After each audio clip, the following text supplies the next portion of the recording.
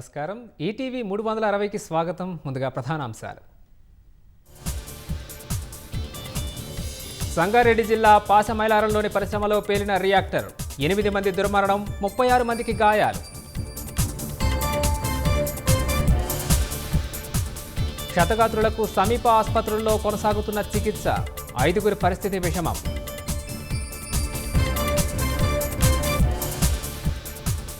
ఘటనా స్థలంలో కొనసాగుతున్న సహాయక చర్యలు. పర్యవేక్షిస్తున్న కలెక్టర్, ఎస్పీ, ఉన్నతాధికారులు. పాసమైలారం పేలుడు ఘటనపై సీఎం దిగ్భ్రాంతి.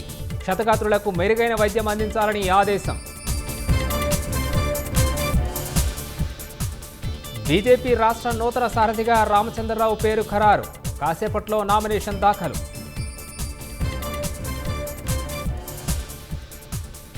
అధికారంలోకి రావాలంటే అధ్యక్ష ఎన్నిక జరగాల్సిందే.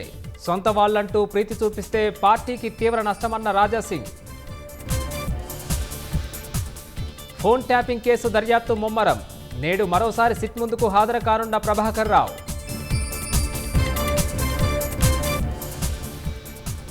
చార్ధామ్ యాత్రపై 24 గంటల నిషేధం ఎత్తివేత. వాతావరణాన్ని బట్టి వాహనాల్ని అనుమతించాలని ఆదేశం.